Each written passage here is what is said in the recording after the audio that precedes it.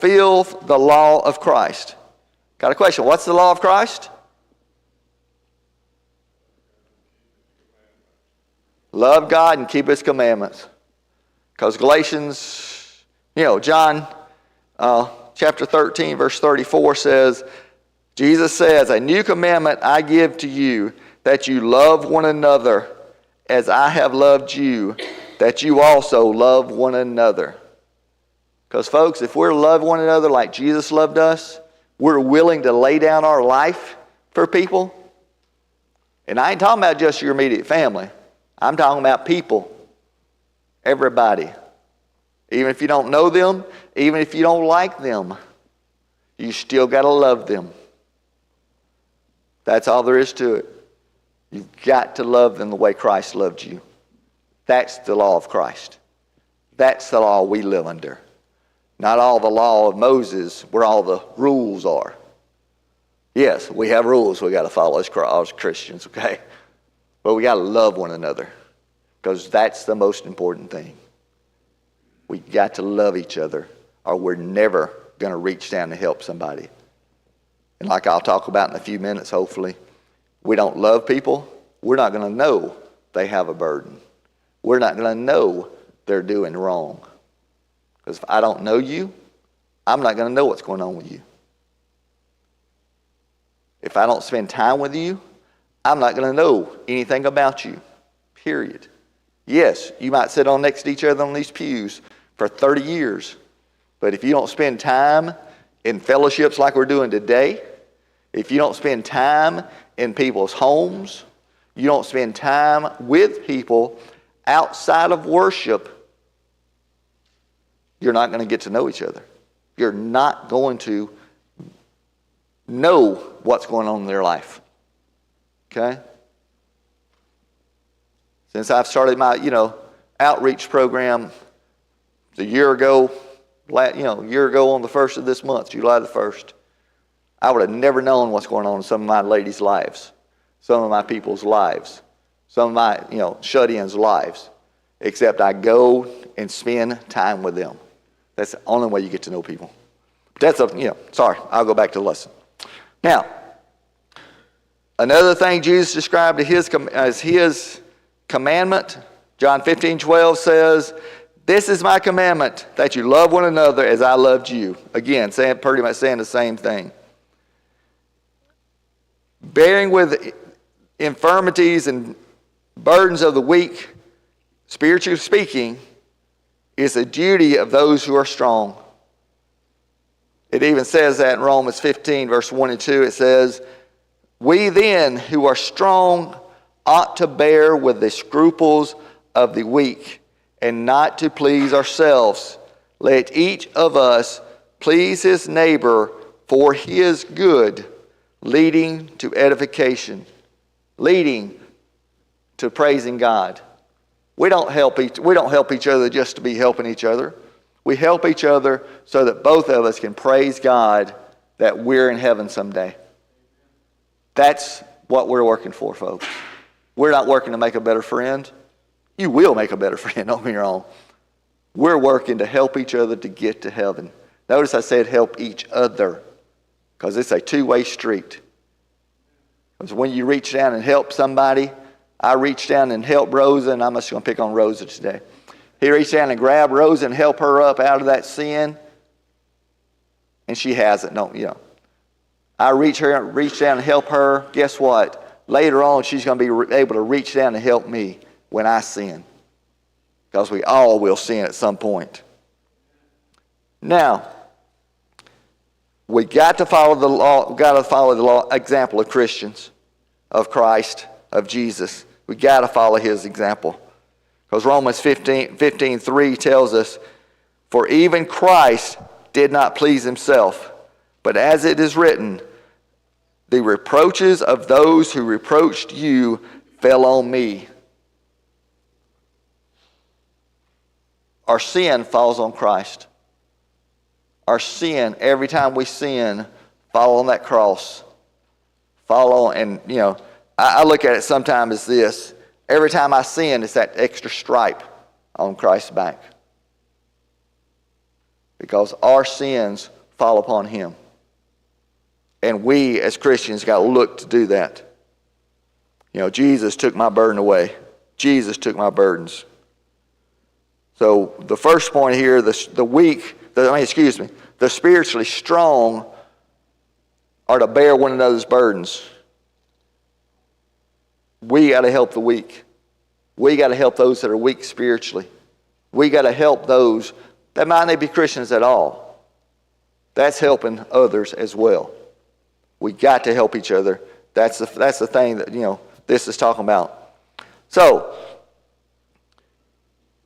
the duty of us who are spiritually strong, we're to continue to bear one another's burdens. We have to restore those that are overtaken. To those overtaken by their sins, what does it mean to be overtaken by sin? Answer that. What does it mean to be overtaken by sin? That's not a word that we use in our society very often.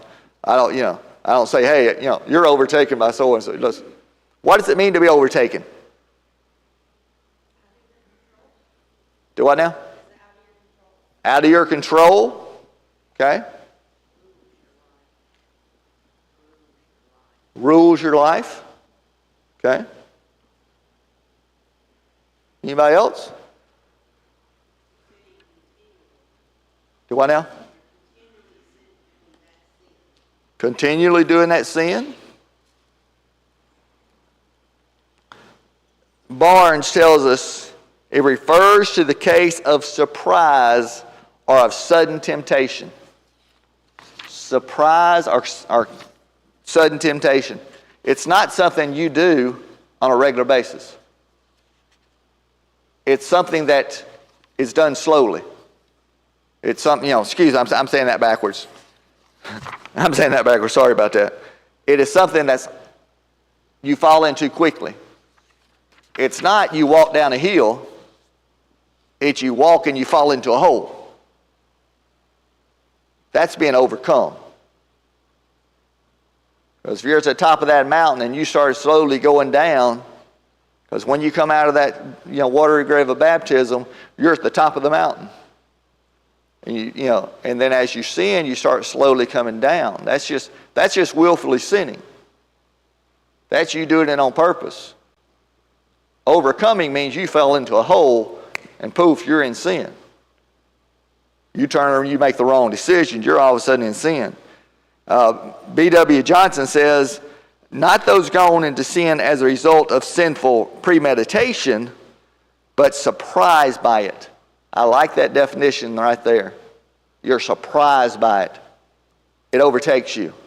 It's that burglar who comes in your house with a gun and poof, got you by at the gun, at gunpoint.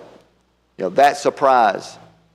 So you've got to make sure that we're restoring these in spirit of gentleness. It's like when somebody comes and says something very provoking to you, and you answer back immediately. Yep. And if you had time to think about it, that's not what you would have said. Correct. But you already run off at the mouth. Yep. And you can't take it back. Can't grab those words and rule them back. But yeah, if somebody walks up to you and spouts off to you and you automatically reply to them in an ugly, sinful way, that's falling into it quickly because you didn't stop and think about it. You didn't take the time to think about it. You didn't do it. So that's being overtaken by sin. Good example. Restoring them in the spirit of gentleness. In the exercise of that grace, which is a gift and a fruit of the Spirit of God. That's restoring somebody in the spirit of gentleness. As Paul charged Timothy in 2 Timothy chapter 2, starting in verse 24 through 26, it says, and a servant of the Lord must not quarrel but be gentle to all, able to teach, patient, in humility, correcting those who are in opposition, if God perhaps will grant them repentance, so that they may know the truth, and that they may come to their senses and escape the snare of the devil, having been taken captive by him to do his will. I like that. We got to do it be gentle to all. Why? So they may come to their senses. Because that's what it is. You fall into sin, you got to come to your senses. You got to realize, whoops, I screwed up. I got to go to that brother and apologize to them. I didn't say you're right, I'm wrong by the discussion. It was how you handled the discussion that was the sin. Because there's a lot of times we need to have a discussion with a brother or sister that said something wrong. We just got to make sure we do it correctly. We got to do it with gentleness so that they'll come to their senses and come back to Christ the way they should. So that's the thing we got to realize. Another thing we got to do is we got to think about our own potential for temptation. Because folks, if you have a friend, you're an alcoholic, and I'm just going to use that because it's the easy one to use. You're an alcoholic or a recovering alcoholic, and you have a friend that's sitting down that fell out the wagon and sitting down at the bar. Where do you go get them? Do you wait till they get out of the bar to go get them, or do you go into the bar to get them and be tempted yourself to fall off that wagon? All depends on how strong a Christian you are. Because if you are going to fall off the wagon because you walk in there and you see that shot, you see that beer sitting there, you don't need to go in there. You need to wait till they come out. Or you need to send your spouse in there that's not a recovering alcoholic to go drag them out so you can help them. You got to make sure that you don't put yourself in situations that you're going to sin. Think about that. You got to make sure that you don't put yourself in that situation. Because James 3:2 says, for we all stumble in many things. If anyone's not stumbling in the word, he is a perfect man, able to bridle the whole body. We all stumble. We all make mistakes. We're all going to do the wrong things at some point. We all have and all will, because that's the thing. So we got to remember that we too easily may fall. Because we might easily fall. 1 Corinthians 10:12 says, therefore, let him who thinks he stands take heed lest he fall. You're a Christian. You're a strong Christian. Be careful, because the devil is kicking at your feet every time he can to knock you down. Be careful. Be strong. Keep looking for the devil. Keep kicking him in the head. Getting him out away from your feet, or you're going to fall. That's what, Corinthians 10's, Because you got to realize the spiritually strong are to graciously restore their weak brethren. We're here to lift somebody's burdens.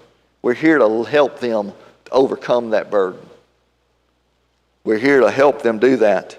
In James 5:19 and 20, puts it in a straightforward way, I think. It says, brethren, if anyone among you wanders from the truth and someone turns him back, let him know that he who turns a sinner from the error of his way will save a soul from death and cover a multitude of sin. We're here to help other people not die spiritually. We're here to help people, again, get to heaven. That's the bottom line. No question. Are you willing to lift another burden? Are you willing to bear another person's burdens? Obviously, yes. Or we wouldn't be sitting here today trying to learn. We wouldn't be sitting here today as Christians trying to help each other. Another question? Now, this is the one I want you to answer. How do you know someone's burdens? How do you know if somebody's in sin? You can't always, but how do you know sometimes? By their demeanor. Now I got a question though. I'll walk up to Lewis and say, hey Lewis, how you doing?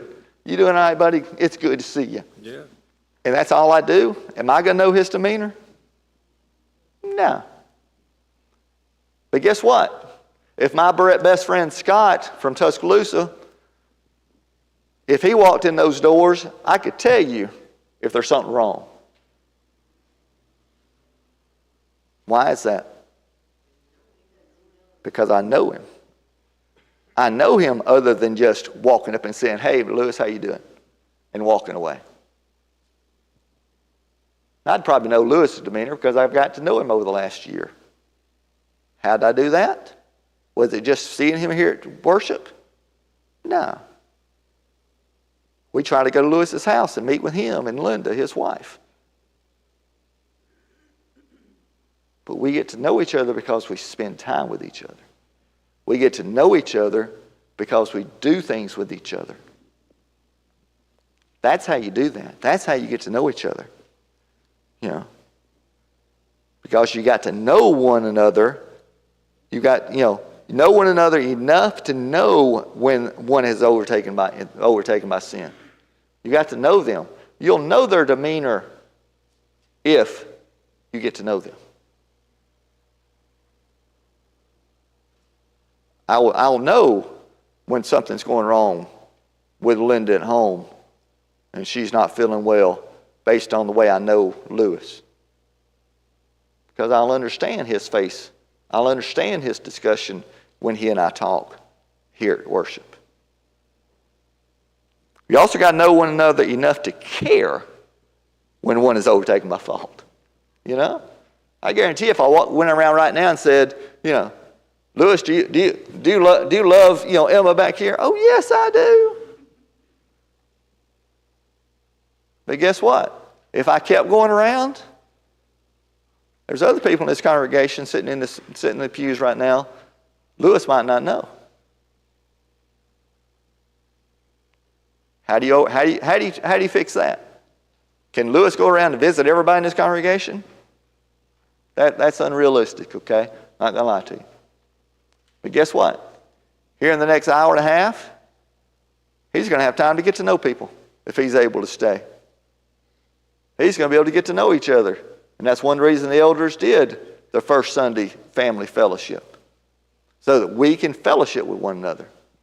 Because I encourage you, don't sit next to the person that you sat next to last month. Sit next to somebody else and get to know them. Get to know different people of this congregation. I encourage you to do that. Encourage you to do that one way or another.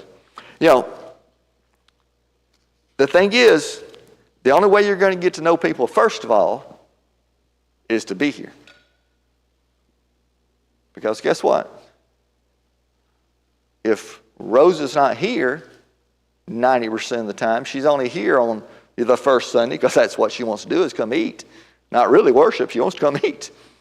But the only time she's here on Sunday, is she going to get to know very many people? Or one time, no. She's not going to get to know people if she's not here.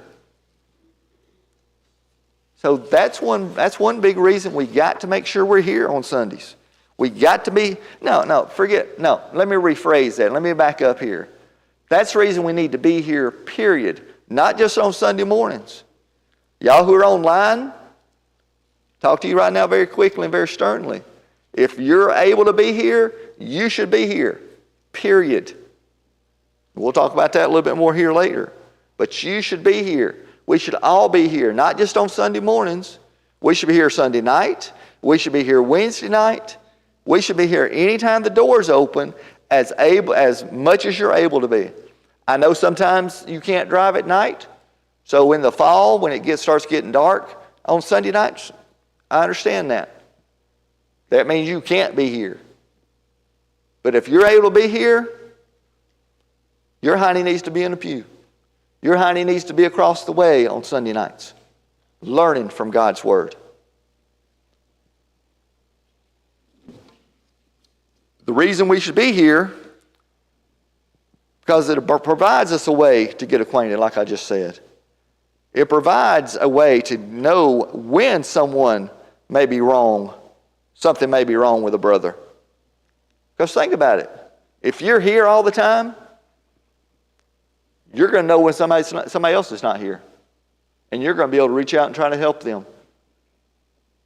Because if you're not here, you have no idea if that person sitting next to you and you normally is here or not. Because I can tell you right now, Tammy and I sat in the back, sat toward the back, and we did that because of our grandkids when we brought them at first. Probably more now than normal. But we sat back there, and 90% of the time, before worship starts, I don't do it during while Ray's preaching. I would look around and I see the ladies and the men that I go and see most of the time and see who is here and who is not. And if they're not here, one time it's no big deal. But if they're not here for two or 3 weeks or a couple of times in a row, I will make sure I check on them and figure out why they're not here. But if I wasn't here, I can't do that. I'm not going to lie to you, it drives me crazy when I go on vacation because I have no idea, were they here last week or was when I was not here, or I hadn't seen them in 3 weeks. Well, that was because I was in Tuscaloosa a couple of times doing family stuff. But you can't be here, you can't help people if you're not sitting in classes, if you're not sitting in the worship, if you're not sitting in Sunday night and Wednesday night, or Wednesday morning, whichever.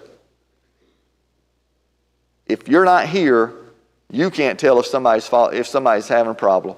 You can't see your friend's demeanor if you're not here to see it. You need to be here, and that's the bottom line. Question is, are you willing to care enough to share one another's burdens? So Hebrews 10:24 and 25 tells us flat out, and let us consider one another in order to stir up love and good works. Be here so that you can help each other, not forsaking the assembly of ourselves together as is the manner of some, but exhorting one another, picking one another up, encouraging one another, reaching down and picking them up, and so much more as you see the day approaching.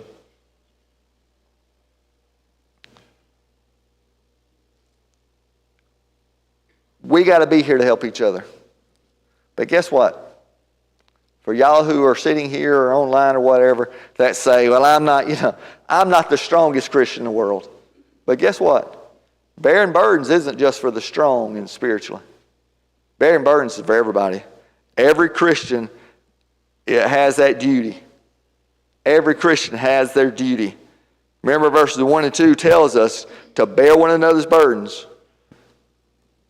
But 3 and 5 tell us we are to bear our own burdens first. Goodness, time ran out quick. Glad I'm teaching next week, or I'm trying maybe to finish. Now verse 3, starting in verse 3, it says, for if anyone thinks himself to be something, when he is nothing, he deceives himself.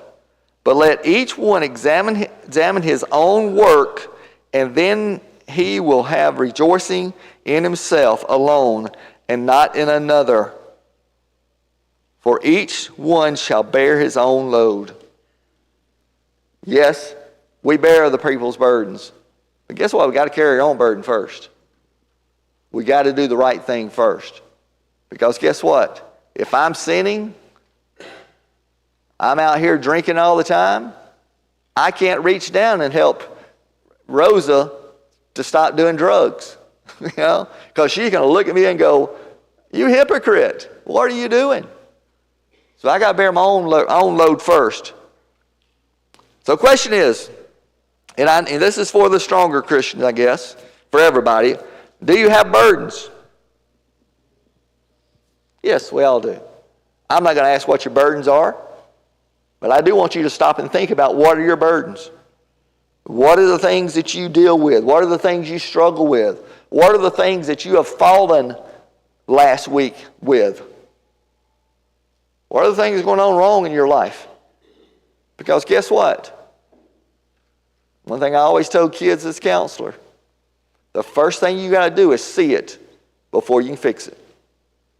You got to see there's something wrong before you can fix that wrong.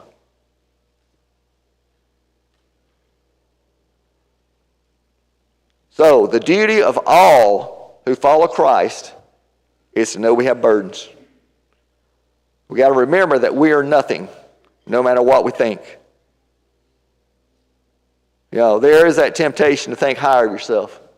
There is that temptation to put that, say, I'm a better Christian than they are because I'm here all the time. You don't know their situation unless you're friends with them.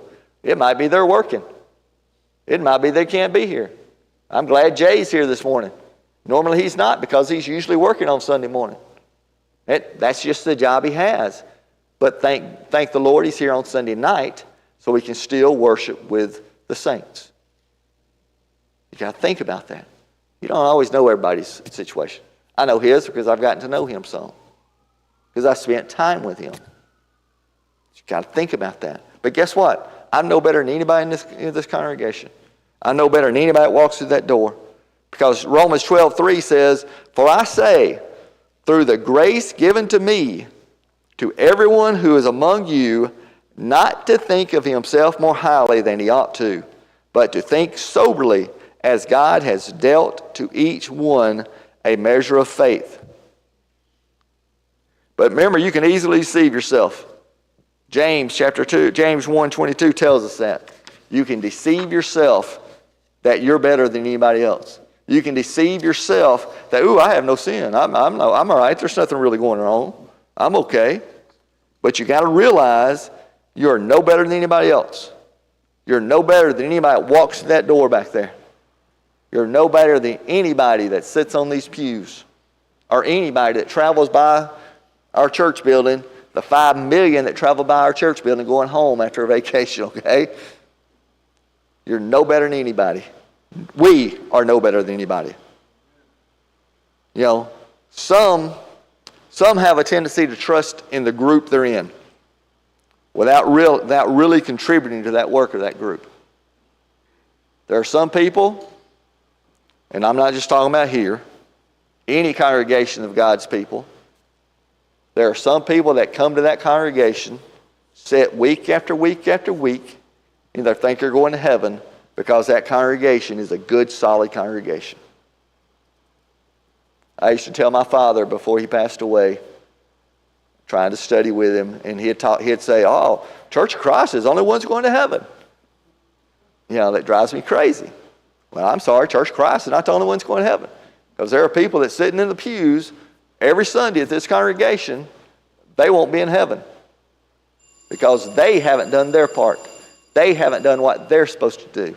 They haven't done what God told them to do.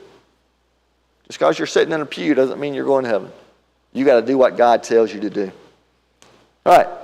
Hopefully I haven't bored you too bad. We'll pick up here next week, Lord willing, and we'll finish up several verses of chapter 6.